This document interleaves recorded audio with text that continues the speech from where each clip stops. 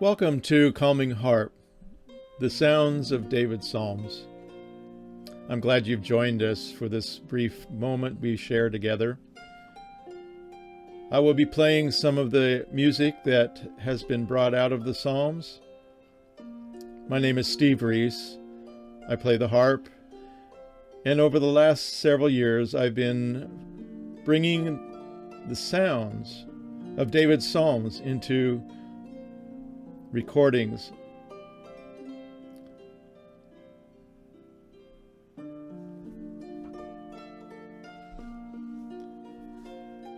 You can find a lot of my music on my website, www.calmingharp.com.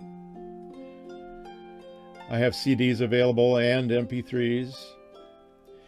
And you can go to YouTube.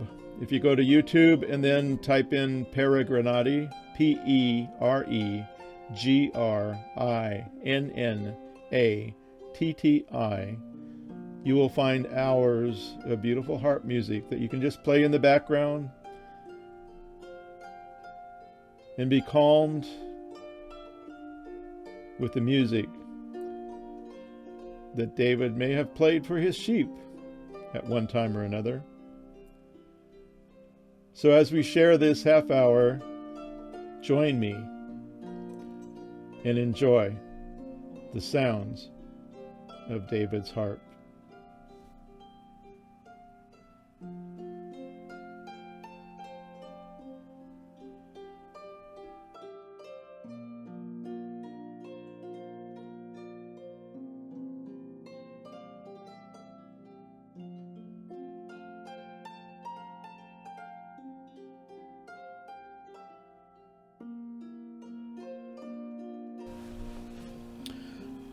Well, thank you for joining again. This is number 41, and we're continuing with the Psalms of David.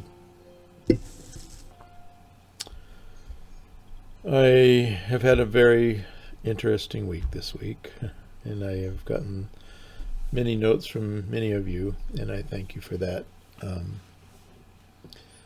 My mother passed away on Sunday at about 9 o'clock in the evening, and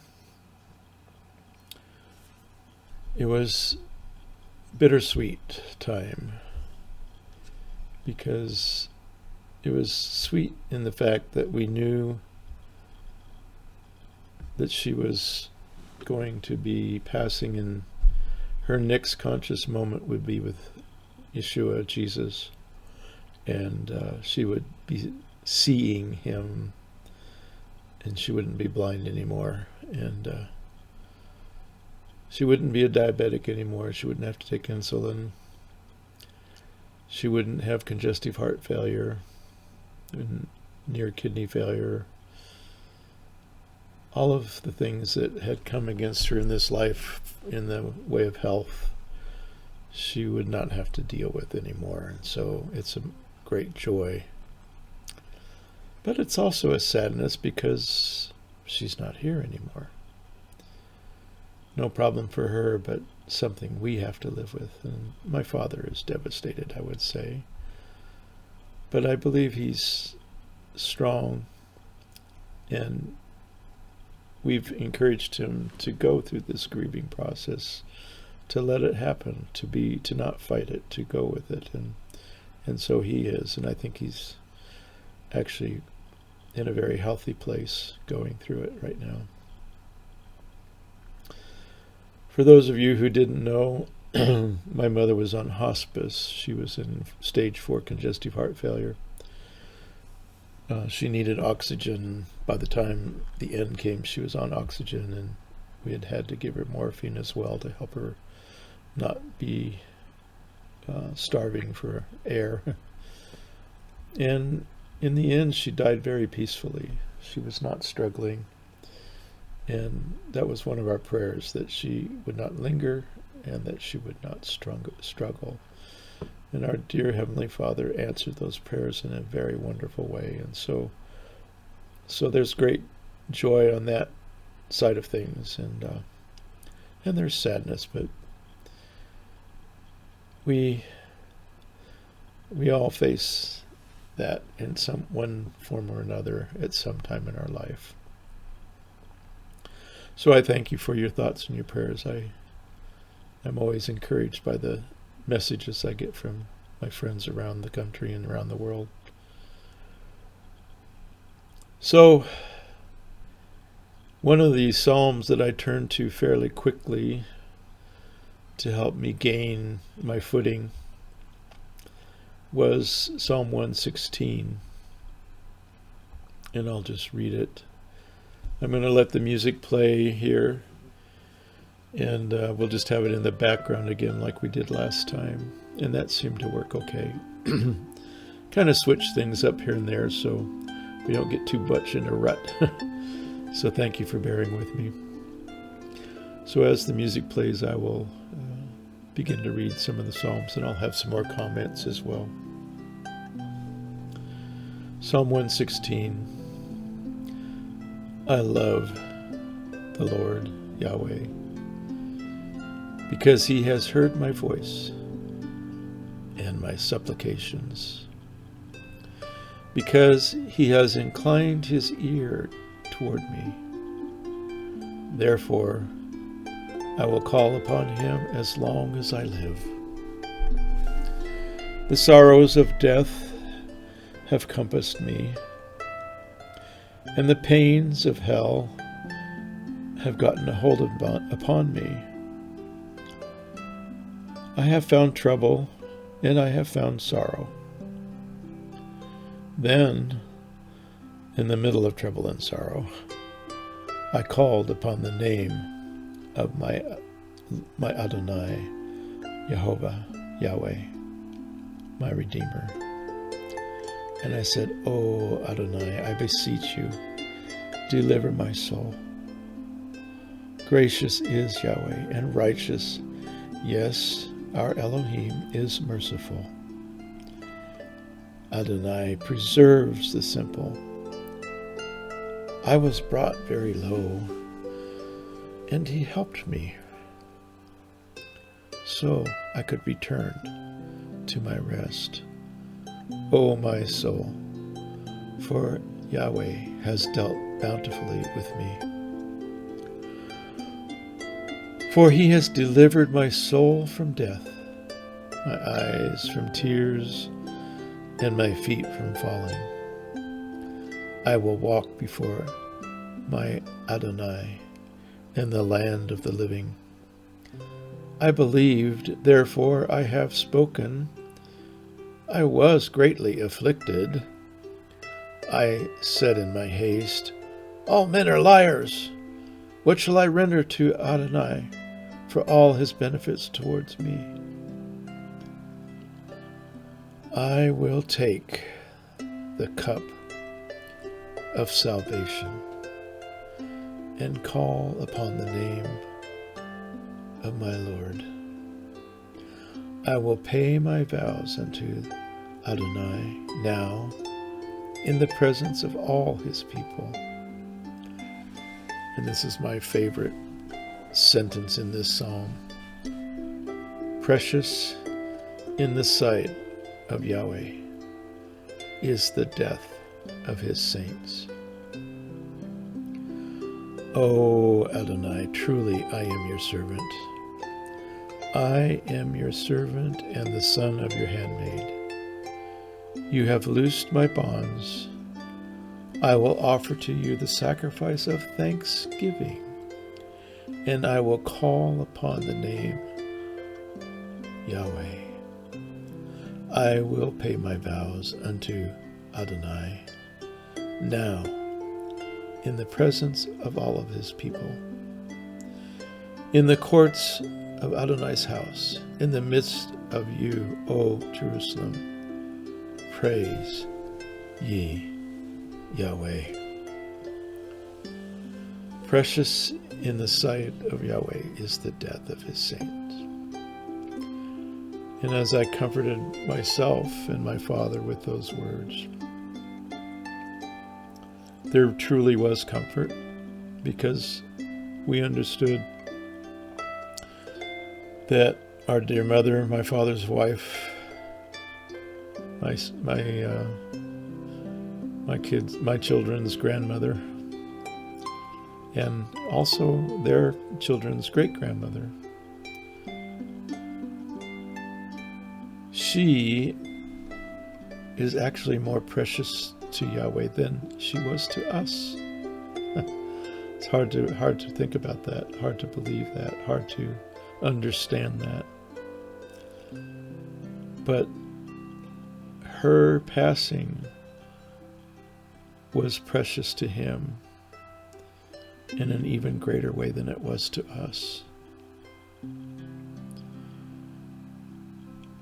And a friend of ours was talking with my wife last week, and she was reminding us that death is not part of God's plan. He did not intend for people to die. And so when sin came upon the earth and we did begin to die,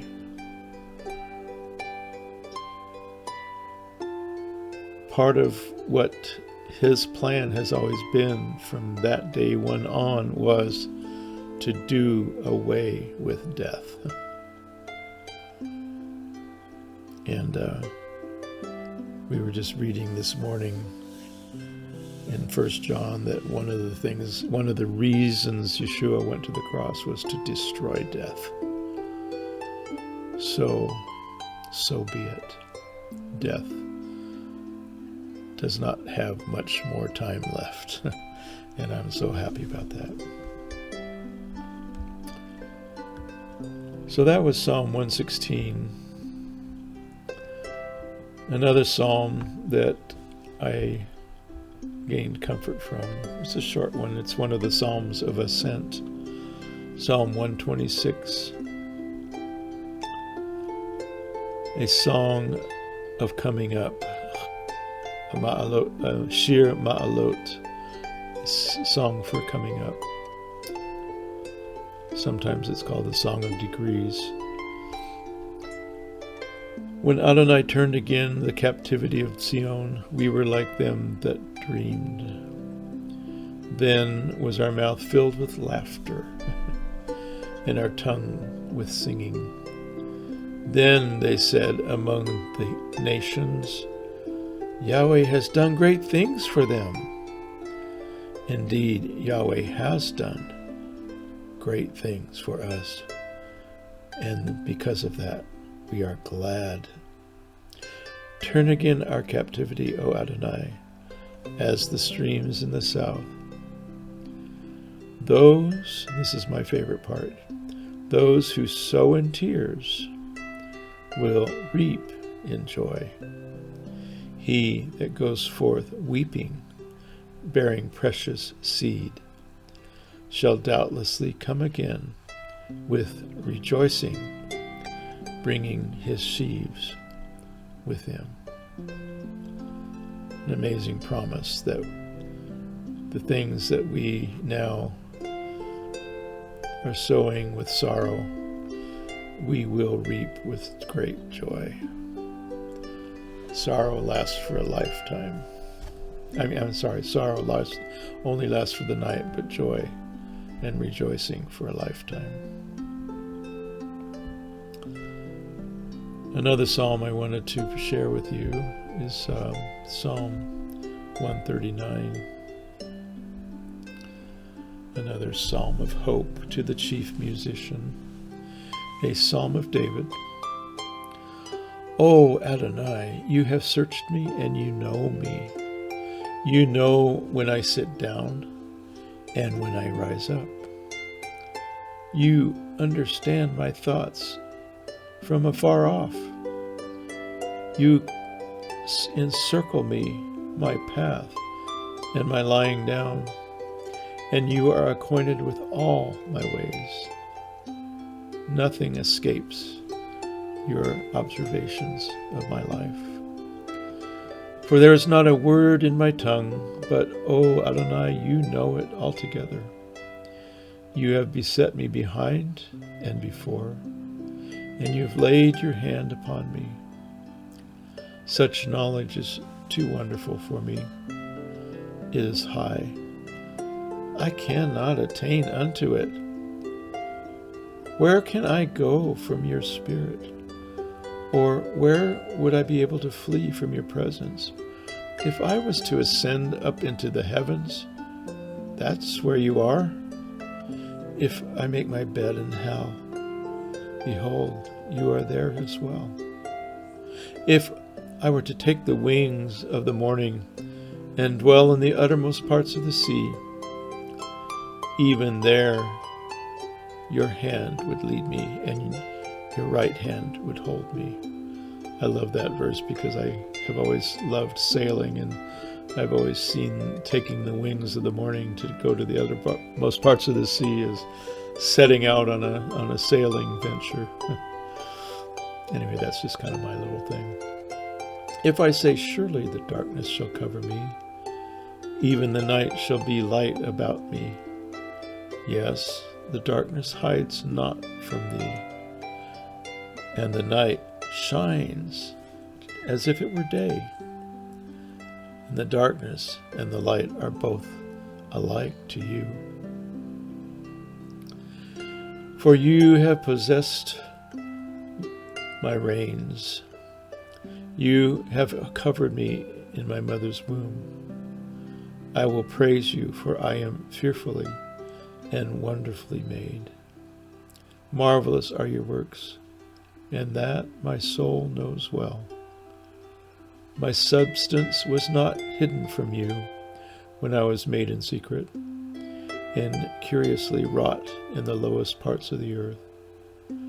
Your eyes did see my substance, yet being unperfect, and in your book all my members are written, which in continuance were fashioned, when as yet there was none of them. How precious also are your thoughts towards me. O Elohim, how great is the sum of them! If I should count them, they are more in number than the sand. When I awake, I am still with you.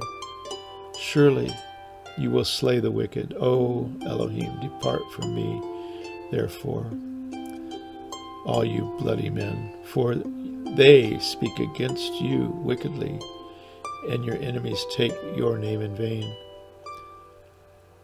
Do I not hate them, O Adonai, and the ones who hate you? And am not I grieved with those that rise up against you? I hate them with perfect hatred. I count them mine enemies. Search me, O Elohim, and know my heart. Try me and know my thoughts, and see if there be any wicked way in me, and lead me in the way everlasting. I love the part, and I was applying it to in the comfort area in losing my mother, where he says that even in the depths of hell, he's there.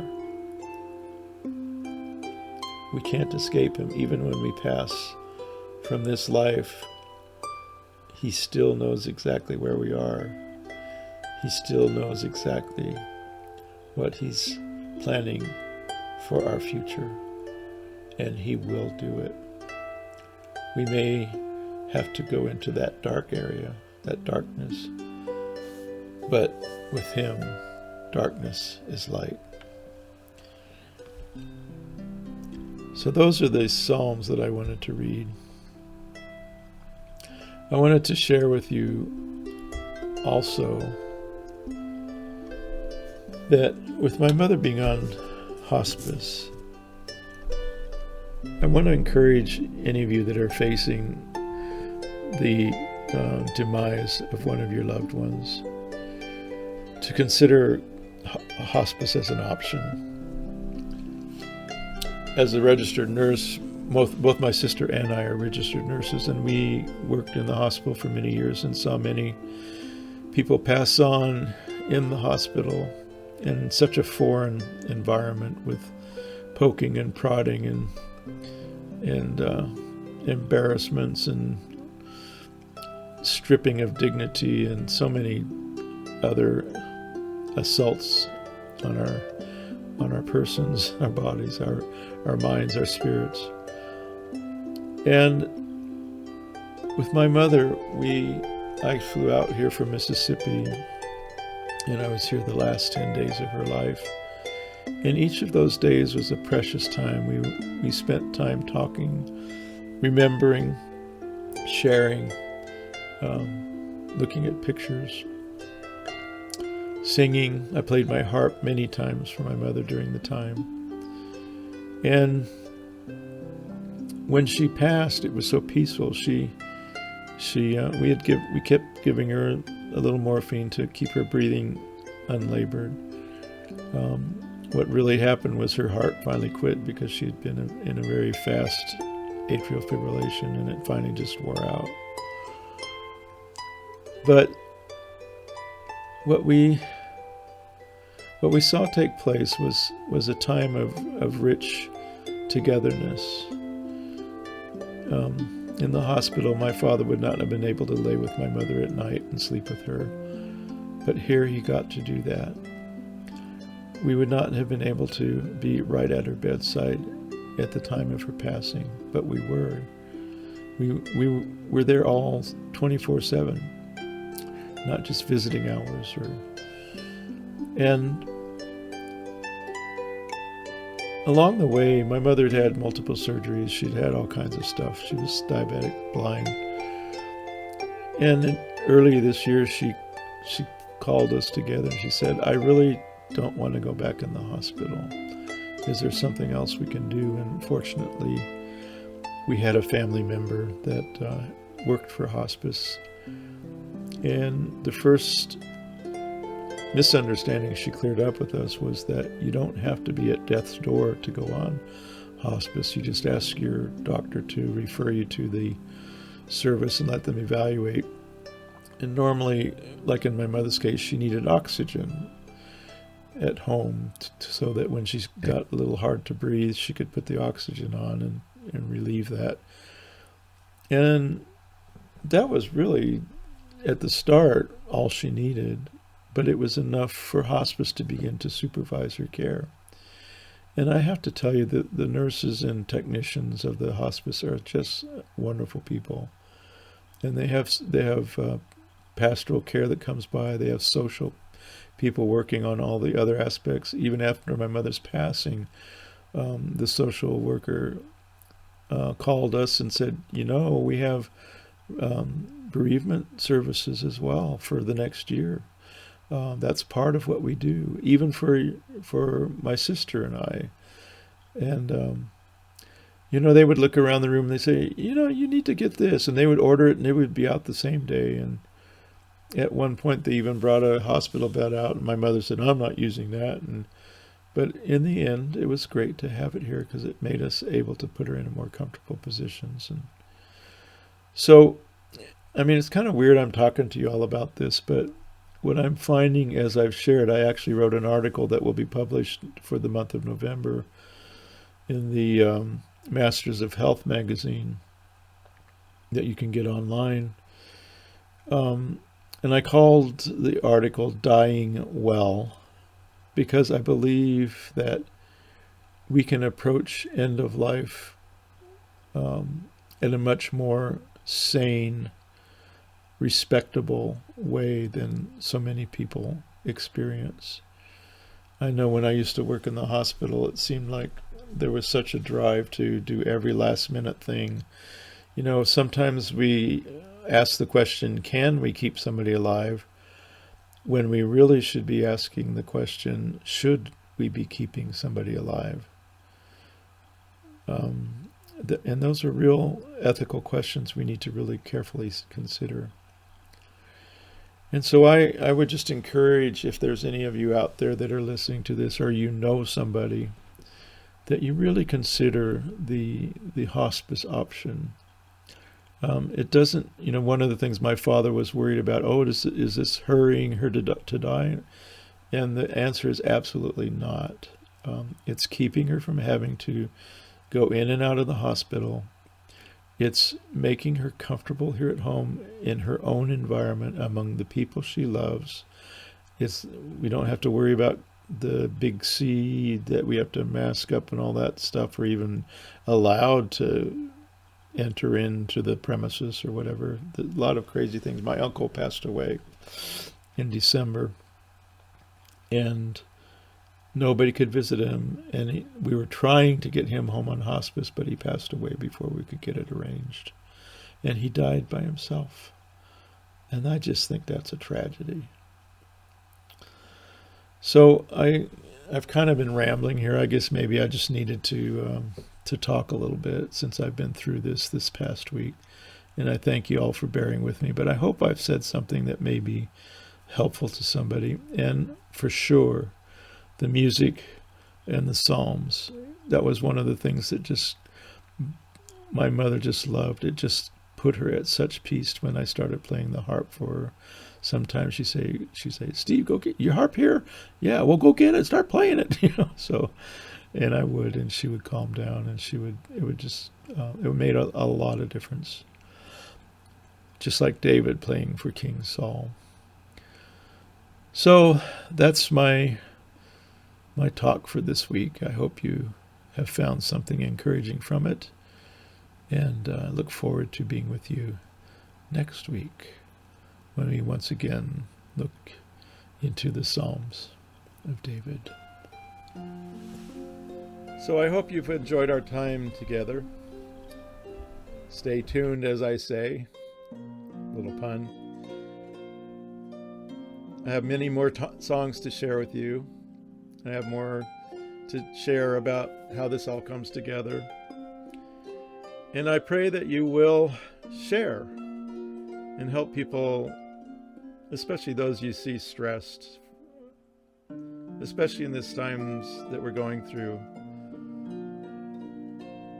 Bring people to this calming and this peace and this rest that this beautiful music of the Psalms of David brings to each of our lives. Thank you for listening. Hope to see you next week. Many, many blessings to you all today.